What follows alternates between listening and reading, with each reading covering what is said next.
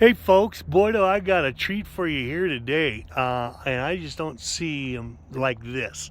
This is a 1968 GTO two-door hardtop, and I'm going to bring in Dennis here in a minute. That's the owner, who's done a complete full-off restoration on this. It is by no means a matching numbers car, folks, but I'm telling you, he's done some really trick things that you'd want to do to a GTO to bring it up to modern kind of times and really give it the look, the feel, and the power that you would want in performance in a car like this. Now, we're located in Denver, Colorado. I'm just helping Dennis out with getting this advertised. He's a real busy guy, and I do some assistant work with him, and so you may end up getting pointed towards me, but if you get real serious about it, we'll get you on the phone with Dennis, and he can tell you in detail all the things he's done over what, the last 10 years? 10 years, yeah. You bought this 10 years ago here in Denver. Yeah, actually 11. So I bought it here in Denver, and then stored it for about 6 months in my garage, and then started tearing it apart. And you went through everything. Everything. It's a frame off restore. All bushings, bolts, everything are new. These seats are really cool, and we'll get to that. The interior looks awesome. You did the suspension, you redid the rear end. We'll get that. You had a JBL stereo some in there. Let's start with the motor.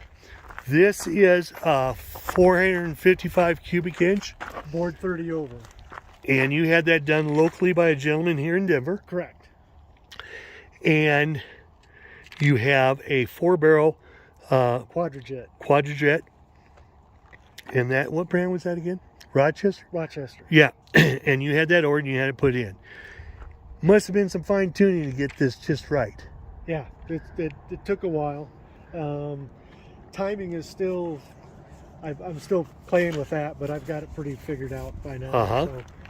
And you put a new radiator in here. You put a new aluminum gas tank that's 21 gallons. Aluminum radiator and a 21-gallon gas tank. Stainless steel, excuse me. Okay, let's talk about the transmission real quick. What kind of transmission was it? It's an Oldsmobile? Transmission is out of an Oldsmobile. It's a Turbo 400, which is your standard GM automatic back then in the day.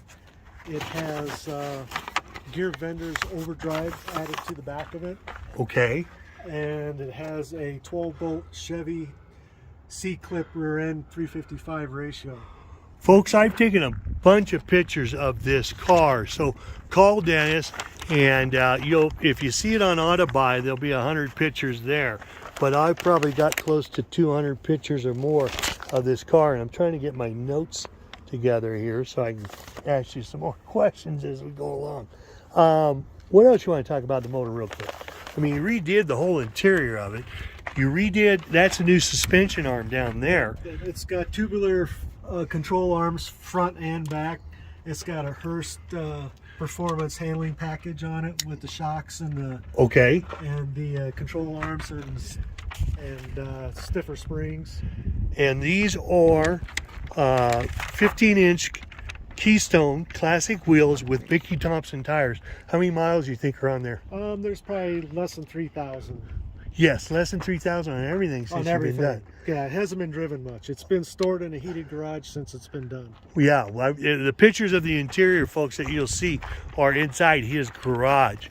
Now, you bought the car. You've put a bunch of money into it, obviously. Restored it. Got who knows how many man hours into it. Why are you selling it?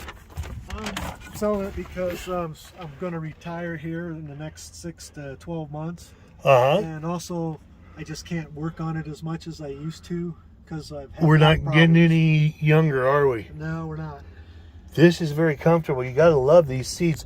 Folks, you bought these seats because the regular seats you would slide around when you went around a corner doing 60 miles an hour or whatever. Correct. And then you put this new dash piece top in, took the AC out. Correct. And then had this aftermarket stereo put in. Correct. But it's designed to kind of go with the dash and the look of the GT. Correct. So, and then you had this redone right here. I put that on, yes. We gotta love the interior. I mean, and now this kind of steering wheel. What's the story with that? That's an aftermarket steering wheel. The original steering wheels were more like a plastic, and they always cracked. So right. This one I got most of my parts from Ames Performance, which is a Pontiac parts distributor back So you can east. see these are kind of bucket seats. Now they slide forward and backwards, and then the back adjusts. Right. And I have the original buckets that were reupholstered, so they are redid the front windshield and the back window that's tinted, and then the side windows. Side windows are original, but they're tinted. But you had them tinted. Now you put some extra soundproof through the roof and the body before the interior was reinstalled. Correct. So it's soundproof. Yep, it's got dynamite So dynamat in the floor and the sides. Okay. So it's a pretty solid sounding car. So when you're going down the road, you got the windows up and everything.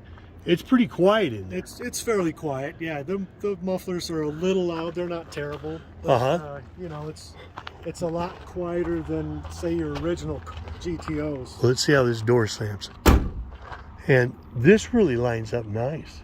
Correct. All the lines, folks, you got to check out the pictures of the lines. The exhaust system, was that custom?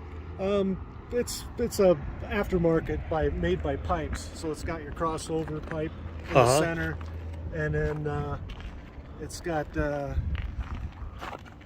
headers on it, so it has Do you have the keys? You want to pop it in and fire it up real quick? You can do Let's that. get a sound.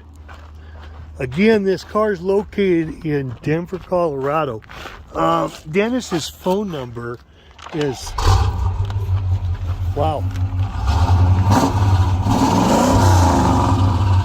So it's got a kind of a smooth sound, but then it gets pretty throaty. Give it a couple more.